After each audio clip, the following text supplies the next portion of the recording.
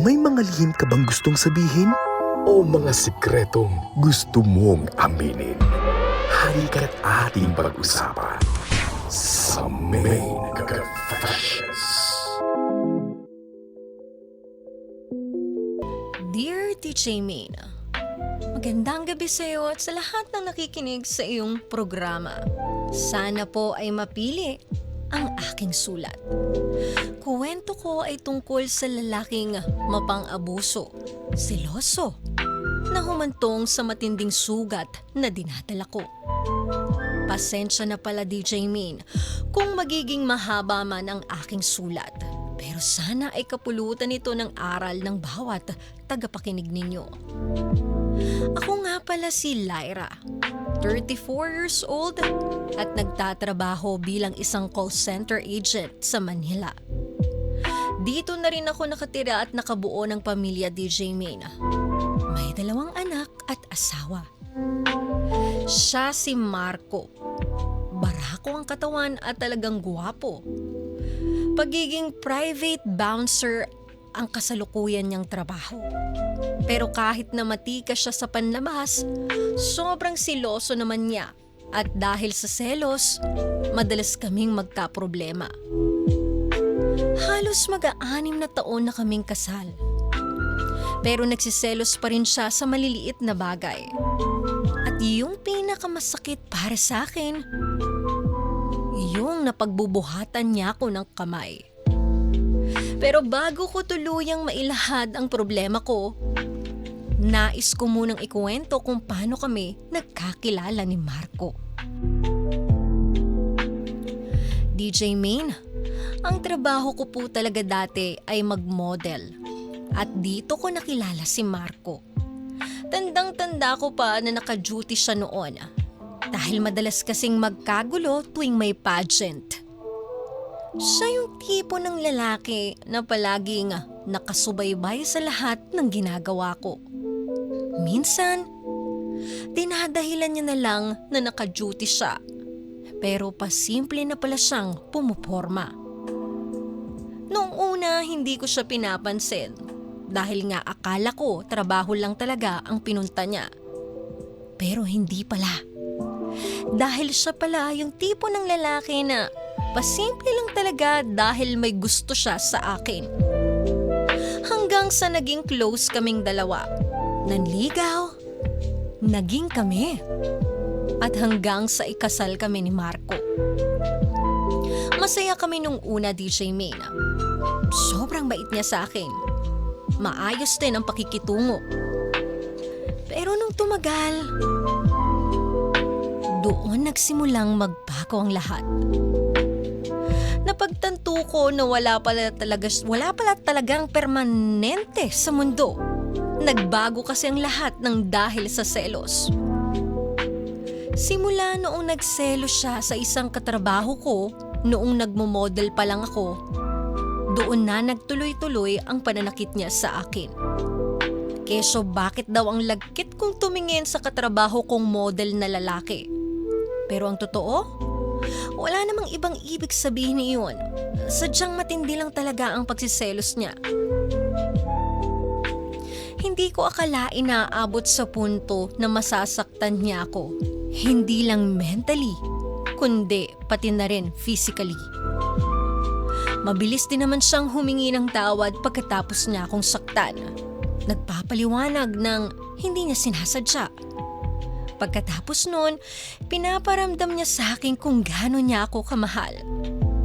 Parang nasanay na lang ako na nagkakaayos kaming dalawa kahit pa sobra-sobra na ang pananakit niya. At doon niya na lang palaging sinasabi na itigil na lang ang pagpapageant ko dahil nga maraming lalaki ang tumitingin sa aking katawan. Mahirap man sa akin bitawan ang trabahong ginusto ko, pero ginawa ko iyon dahil sa kagustuhan ni Marco. Simula noon naghanap na lang ako ng trabaho na di maapektuhan ng selos ang pagsasama naming mag-asawa. Tinulungan niya ako. Laking pasasalamat ko sa kanya dahil nakakuha agad ako ng trabaho Siya ang dahilan kung bakit nasa call center ako ngayon. Ayos naman ang pasahod, pero minsan sobrang nawawalan ako ng gana dahil hindi ito ang gusto kong trabaho. Akala ko magiging maayos na ang lahat kapag nag-iba ako ng trabaho, pero hindi pala. Dahil meron ulit siyang pinagseselosang lalaki dito. Ka-department ko siya sa trabaho.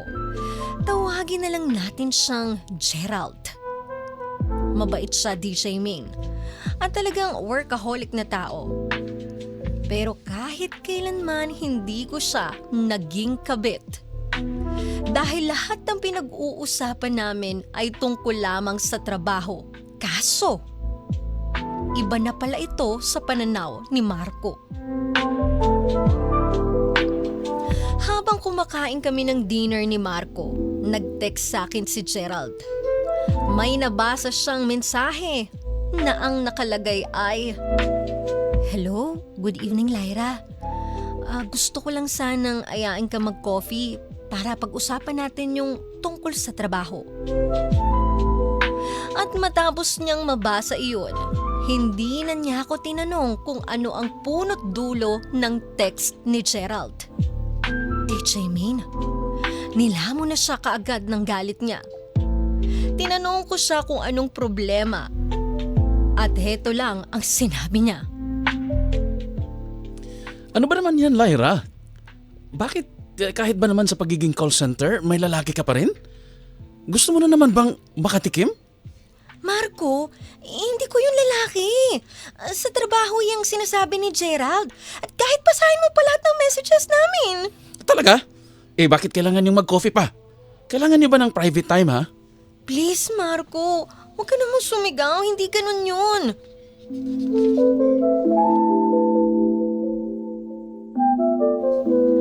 Nagpatuloy ang pagtatalo namin ni Marco hanggang sa dinala niya ako papuntang kwarto. Nagpupumiglas na ako sa pagkakahawak niya pero hindi ko magawang kumawala. Tara dito! Paparusahan kita! Masyado ka na namang naaliw sa ibang lalaki, Lyra! Hindi ako ganun, Marco! Pakiusap, pakinggan mo ako! Hanggang sa mapagbuhatan niya ako ng kamay at ikinulong sa kwarto. Pero kalaunan bumalik din siya kaagad para bigyan ako ng pagkain at tubig. At habang tahimik akong kumakain, kinausap niya ako. Lyra, pasensya ka na sa nagawa ko, ha? Nagsisilos lang talaga ako. Alam mo namang sa akin ka lang, di ba? Sa akin ka lang dapat. Marco, kasal tayo. May mga anak tayo. Bakit ako maglolo ko? Pasensya ka na talaga. Mahal ko. At doon niya na sinimulang akitin ako. Habang humihingi siya ng tawad sa akin, unti-unti niya akong niyakap. Tinanggap ko iyon kahit na masakit sa akin. Pero habang magkalapit ang katawan namin, nag-iba ang kanyang gustong gawin. May ginawa siyang isang bagay na talagang naglapit sa aming damdamin.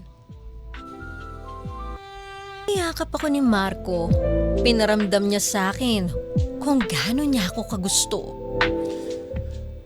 Mahal kita, Lyra. Sa akin ka lang, ha?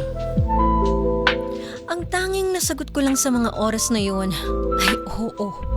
At dito, nagsimulang gumapang ang mga daliri niya. Hinimas niya ang buong pagkababae ko hanggang sa namalayan ko na lamang na wala na akong saplot. Ang sexy mo talaga, mahal. Wala naman sigurong nakakakita nito bukod sa akin, no? Nang dahil sa sinabi niya, hindi ko maiwasang mainis at mawala ng gana. Dahil kahit may ginagawa na kaming dalawa, hindi pa rin niya ako maiwasang pagsospetsahan. Gusto ko na sana siyang itulak, pero natatakot ako na baka mapagbuhatan na naman niya ako ng kamay. Kaya naman, hinayaan ko na lang siya. Nagtuloy-tuloy ang pagromansa niya hanggang sa maipasok niya ang malalongganisan niyang daliri At ang tanging nagawa ko na lang ay isigaw ang sarap na ginagawa niya. Halos manghina ako sa paglabas-pasok nito. At noong parang ramdam ko na sasabog na ako, bigla siyang huminto. Mahal, bakit ka tumigil? Gusto ko na rin kasing ipasok, mahal. Tsaka niya inilabas ang mataba niyang alaga na talaga namang nagpatirik ng mata ko nung maipasok niya. Habang ginagawa naming dalawa, dito naging malalim ang pag-uusap namin ni Marco. Mahal, pasensya na sa nagawa ko, ha. Sa akin ka lang, ha. Mahal, oo, sayong-sayo lang ako. Habang patuloy na nag-iinit ang pag-iisa namin ni Marco, marami kaming bagay na sinubukan na hindi namin madalas gawin sa kama. Mas naging wild kami, kumbaga. Halos pawisan na nga kaming dalawa pero kahit na ganoon, parang hindi kami napapagod. Hanggang sa maramdaman namin yung isang bagay na talagang nagpanginig at nagpatayo ng balahibo namin sa katawan. Matapos may mangyari sa amin ni Marco, naging maayos na rin kami. Nangako siya sa akin na hindi na mauulit. At nagbigay siya ng 3 salita na talagang kumumpleto sa nararamdaman namin ni Marco. I love you. 3 salita pero talagang nakakaginhawa pakinggan. At gaya ng mga naunang matatamis na salita, naniwala ako. Para kaming bumalik sa dati. Para kaming bagong kasal sa sobrang sweet naming dalawa. Pero tuwing nakikita ko kasi yung mga marka ng pasa at markang iniwan niya sa katawan ko, may parte sa akin na hindi na talaga magpapago. Parang may trauma nang naiwan sa akin. Dahil tuwing tataas ang boses niya, nagugulat ako. Tuwing lalapit siya ng biglaan, napapaurong ako kahit hindi ko sinasadya. Hindi ko na maibalik ang dating ako. Isang gabi, habang mahimbing ang tulog niya, tinitigan ko ang mga anak namin. Naisip ko, kung kaya niya akong saktan habang sinasabing mahal niya ako, hanggang saan pa kaya ang kaya niyang gawin kapag mas lumala ang galit niya at ayoko nang hintayin ang susunod. At dito ko napagtanto ang lahat. DJ Maine, dahil sa takot na baka maulit muli, hindi ko na siya kinausap tungkol sa pag-alis ko. Natakot ako na baka pigilan niya kami. Natakot ako na baka hindi na kami makaalis kung sasabihin ko pa. Kaya madaling araw, nag-impake ako ng tahimik. Ginising ko ang mga anak ko ng dahan-dahan. Sinabihan ko lang sila na may pupuntahan kami. Umalis kami nang hindi niya alam. At simula noon, hindi niya alam kung nasaan kami. Kaya nga may mga tanong ako sa inyo, DJ May. At sana mapagbigyan niyo ako ng payo. Hanggang ngayon kasi bumabagabag pa rin ang problemang tinatakasan ko o tinakasan ko. Hindi ko alam kung tama ba ang aking desisyon, lalo pat may mga anak kaming dapat alagaan. DJ Maine, mali ba ang ginawa ko? Masama ba akong asawa dahil umalis ako nang walang paalam? Dapat ba kinausap ko muna siya at binigyan pa ng isang pagkakataon? Sana po ay mabigyan ninyo ng kaliwanagan ang problema ko. Hanggang dito na lamang po. Maraming salamat. From Lyra of Manila. Minsan sa buhay, may mga taong mahal natin pero hindi na talaga pwedeng balikan. Dahil kahit gaano pa kaganda ang mga alaala, kapag nasaktan na ang puso at nawala na ang kapayapaan, may mga bagay na mas mabuting tanggapin na lamang nang hindi na mauulit pa.